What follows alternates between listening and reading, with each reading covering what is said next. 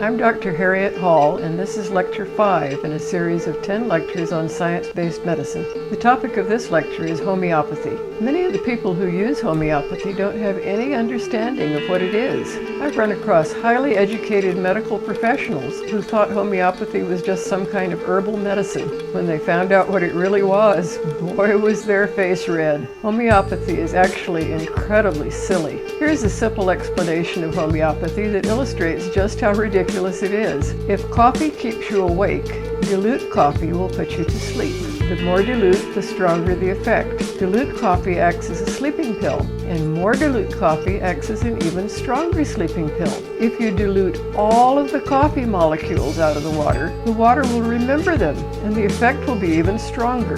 And the water's memory of coffee can be transferred to a sugar pill by dripping the water onto a sugar pill and allowing it to evaporate. Quackwatch calls homeopathy the ultimate fake, and it's also been called delusions about dilutions. In Lecture 3, I explained how a single individual, D.D. Palmer, invented chiropractic all by himself on a single day in 1895. In Lecture 4, I explained how a single individual, Dr. Nogier, invented ear acupuncture all by himself in 1957. A single individual, Samuel Hahnemann, invented homeopathy all by himself too in 1796. To set the scene, let's think about the state of medicine in Hahnemann's lifetime. Science-based medicine was far in the future. Diseases weren't well defined. They thought malaria was caused by bad air. There was no germ theory, no antibiotic, no anesthesia, no sterile techniques, no systematic testing of treatments. Doctors of his time did more harm than good. They were treating patients on the basis of a false theory of the four humors. In an attempt to balance those humors, they were bleeding patients, emptying their colons with purgatives, and emptying their stomachs with emetics. They were poisoning them with medicines like mercury. They were killing people.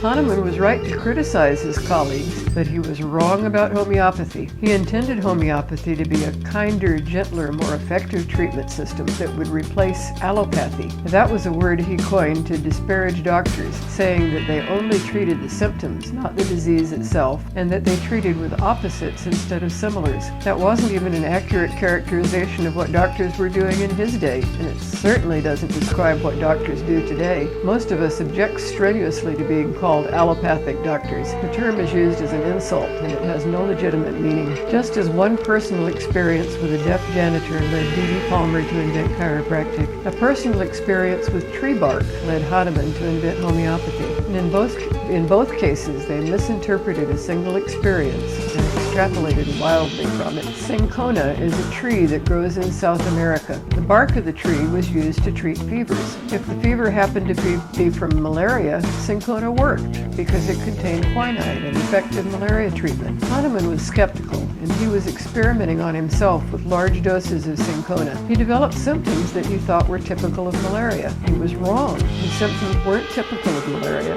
Today we think he probably had some unusual reaction to something in the bark. Anyway, his experience led him to deduce that the same remedy that caused a symptom could relieve it. So he tried treating with similars. He found that some people got worse before they got better. To reduce the side effects, he kept lowering the dose by diluting the remedy. Here are the two basic principles of homeopathy. First, the law of similars. Like cures like. A remedy will cure a disease in a sick person if it causes the same symptoms as the disease when given to a healthy person. If Ipecac makes a healthy person vomit, it ought to cure vomiting in sick people. Now, the idea that like cures like is really just a form of sympathetic magic. Second, the law of infinitesimals. The smaller the dose, the larger the effect. That would mean the less sugar you put in your coffee, the sweeter it tastes. This law is obviously false, and it's contrary to everything we know about chemistry, pharmacology, and physics. Hahnemann had another revelation, succussion. When he made a home visit, the patient was more likely to improve than if he saw the patient in his office. Now, it's easy to see how a home visit might make more of an impression on the patient and might enhance the contextual effects of the doctor-patient encounter. But Hahnemann thought up his own explanation. The remedies got jostled in his saddlebags as he rode his horse to the patient's home. He imagined that the jostling increased the potency of the remedy. He never thought to test this idea by comparing jostled and non-jostled remedies because he didn't think like a scientist. He just assumed he was right, and he recommended that when remedies were prepared, the solution should be potentized after every step of dilution by pounding the bottle repeatedly against something. He used a leather leather-bound book. Today, some preparers succuss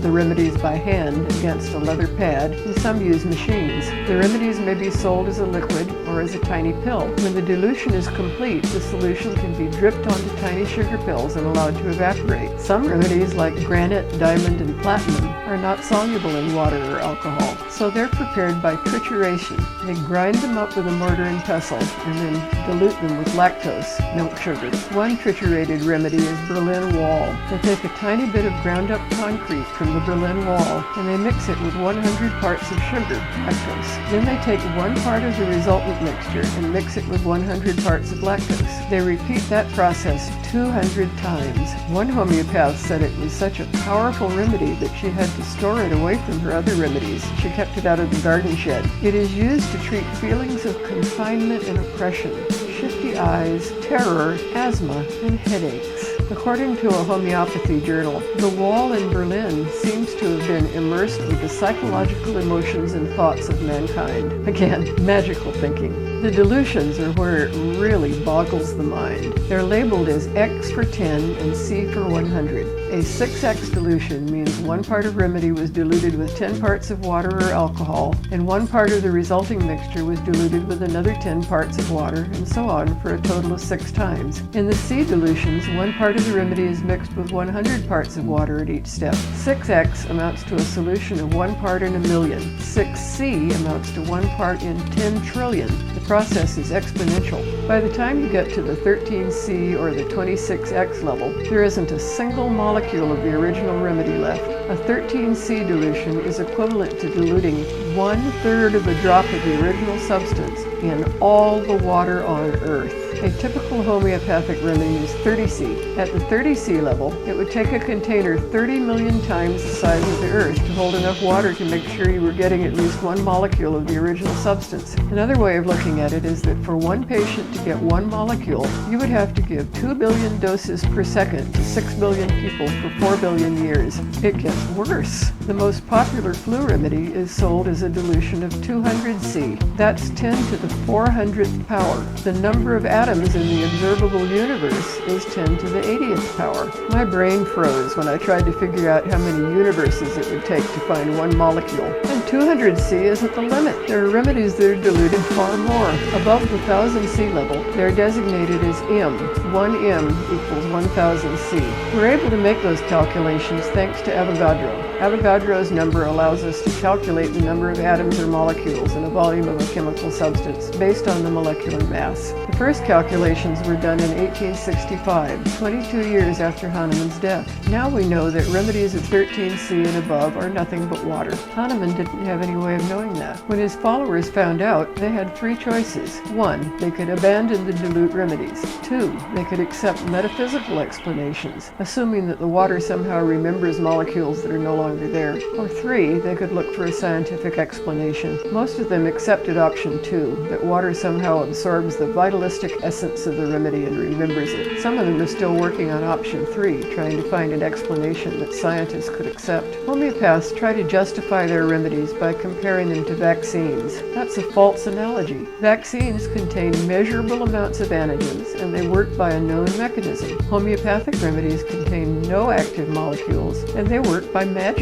They invoke hormesis. Now, that's a phenomenon where a low dose of a chemical may trigger the opposite response to a high dose. But hormesis is only known to apply in certain cases. It's not a universal phenomenon by any means, and it describes a response to a low dose, not to no dose. They invoke water clusters. Clusters of water molecules do form, but they only last for trillionths of a second. There's no way they could register or translate information. There's been wild speculation about quantum entanglement. It's the kind of thing that leaves quantum physicists rolling on the floor laughing. They keep doing ridiculous, flawed experiments trying to prove that water can remember. One of the most famous experiments was the Benveniste affair. Jacques Benveniste claimed that he could detect biological activity of antibodies after the antibodies had been diluted out and were no longer there. The study was published in Nature with the condition that his lab would be inspected. A team, including the journal's editor-in-chief and James Randi, visited the lab. found a number of problems. The researchers were true believers who bordered on religious fervor.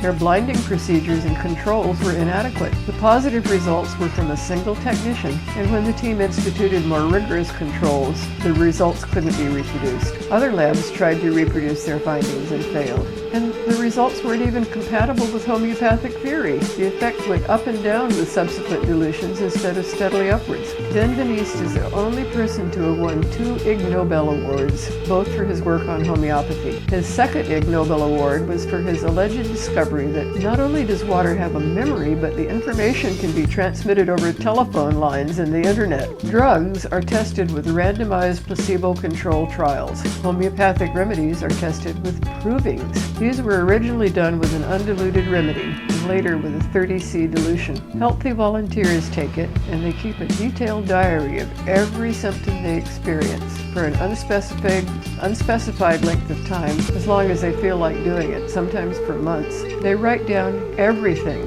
I felt angry. I burped. My big toe itched at 11 p.m. I dreamed about my dog. There's no attempt to compare those symptoms to a control group. Then they're interrogated to elicit even more symptoms. Instead of looking for commonalities, they just pool all the different reports from different provers, and the whole mishmash of reported symptoms is used to guide treatments with that remedy. People mean different things by homeopathy. In classic homeopathy, only a single remedy is used at a time. In combination homeopathy, a mixture of remedies for the same symptoms is used. Today, homeopathic remedies are sold over the counter for self-prescription, something that I don't think Hahnemann would ever have condoned. When homeopaths take a patient's history, they spend as much as an hour interviewing the patient. They go into excruciating detail about the chief complaint. They try to pin down the time of onset and its possible relation to life events. They ask about concomitants, seemingly unrelated symptoms like weak ankles or unusual sleeping positions. They ask about general symptoms like sluggishness, feelings of hot or cold, restless sleep, changes in appetite. They ask about family history. Did anything stressful happen to the patient's mother during her pregnancy? They ask seemingly off-the-wall questions like, what do you love most about life? What bothers you the most about other people? What are you teased the most about? Here's a typical history that a homeopath obtained from a patient with uterine fibroids. That's a benign tumor of the uterus. He wrote down that she was loquacious,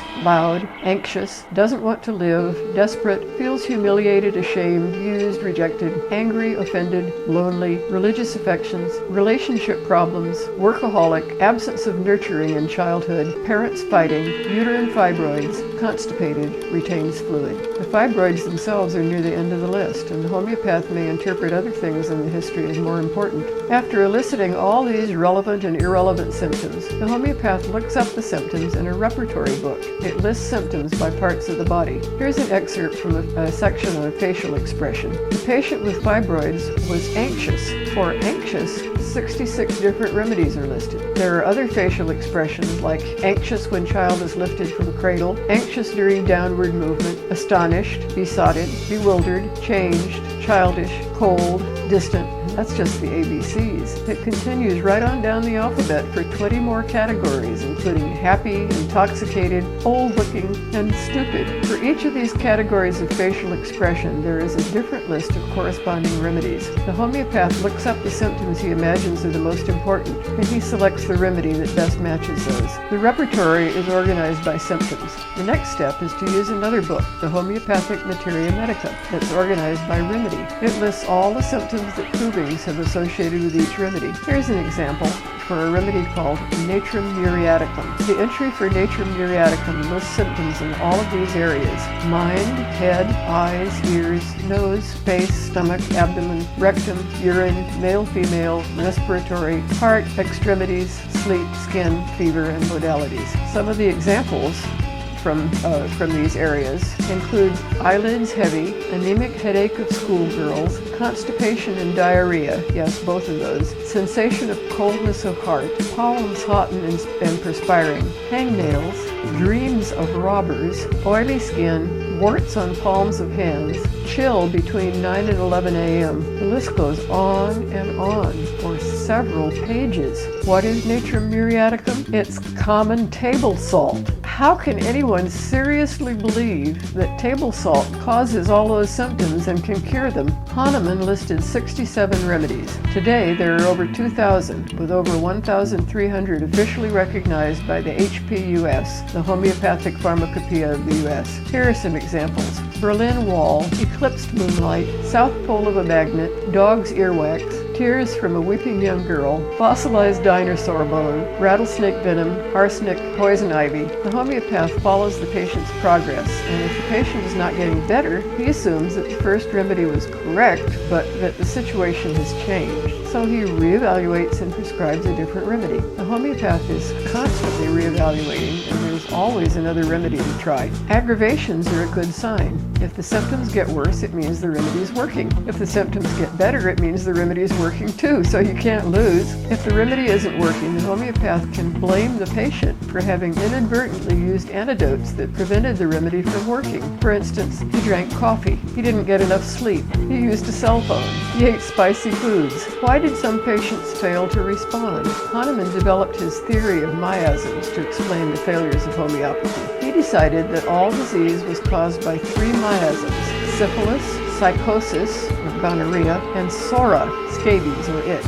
He decided that miasms had to be cleared before the remedy could work. He thought this led to an improved approach to selecting remedies. This all sounds so silly, but scientists don't reject something just because it sounds silly. We still need to test whether it works. Homeopaths cite epidemics and early successes where patients treated with homeopaths did better than patients treated with conventional medicine. But those successes were because doctors of that era were doing more harm than good. Homeopathy did nothing, so the results were better. Homeopaths point to high levels of patient satisfaction, but that doesn't mean it works. Remember all the ways that patients can be satisfied by bogus remedies and a charismatic provider. Remember medicine's beautiful idea. No matter how convinced you are, you still need to test every treatment. And homeopathy was tested as early as 1832 in a hospital in Russia. One ward got conventional treatment, one ward got homeopathic treatment, one ward got no treatment but was given fake pills made of breadcrumbs and cocoa to make them think they were being treated. The no treatment ward had the best outcomes. That means that homeopathy did no good, and the conventional treatments of the day didn't do any good either.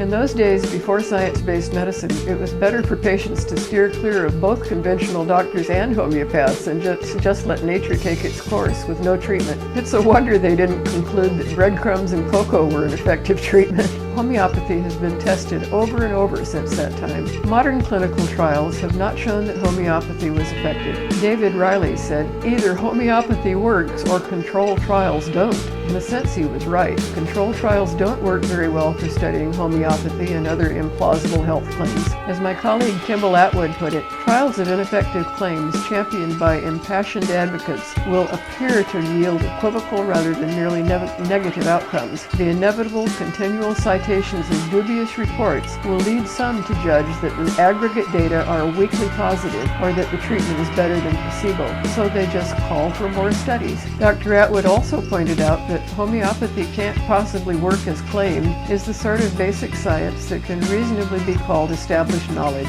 Is it realistic to assume that this level of evidence can be overthrown by ambiguous clinical trials of dubious design? The evidence against homeopathy is as strong as the evidence that the Earth is spheroid rather than flat, that the planets orbit the sun rather than the Earth, that mass and energy are conserved, that the Earth is several billion years old, and that species evolved by a process of variation and natural selection. J. Shelton wrote a book about homeopathy, Homeopathy, How It Really Works. It's listed in the course guide. He concluded that homeopathy often helps people, but the remedies don't contribute. It helps through non-remedy factors like unassisted natural healing, attention, suggestion, contextual effects of the treatment encounter, regression to the mean, cessation of harmful or unpleasant treatments, lifestyle-assisted healing, and different perceptions of internal reality versus external reality. When results of clinical trials disagree with each other, we can try to resolve the disagreements with systematic analyses of all the data. Of 11 systematic reviews of homeopathy, only 2 were positive. When those two were reanalyzed with the low-quality trials omitted,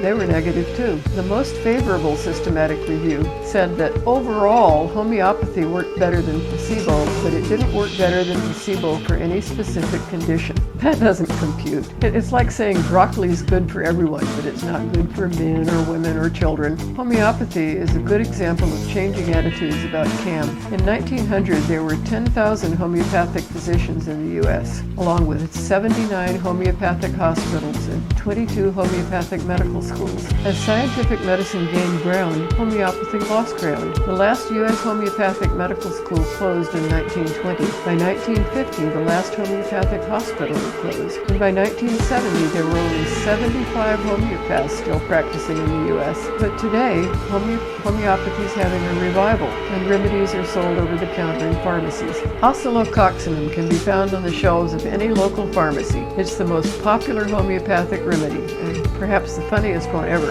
During the Spanish flu epidemic of 1918, a French doctor named Joseph Roy looked at the blood of flu victims under a microscope, and he thought he had observed an oscillating bacterium. He named it Oscillococcus. No one else ever saw it. He was probably confused by Brownian motion. He was probably seeing tiny particles of dust or whatever that were being jostled by the constant movement of water molecules. But he thought he'd discovered a new pathologic organism, and when he thought he'd spotted the same organism in the liver of a duckling, he assumed that a homeopathic flu remedy could be made from the duck liver. Today, it's manufactured from the heart and liver of the Muscovy duck, diluted by 1 in 100 to the 200th power. To get one molecule of the original extract, a patient would have to consume an amount of the remedy many orders of magnitude greater than the number of atoms in the observable universe. Oscillococcinum is one of the 10 top-selling drugs in France, and it brings in $15 million a year in the U.S. But it's an impossibly dilute solution of something that never even existed in the first place. Here's my version of the recipe for oscillococcinum. Take a bit of duck liver,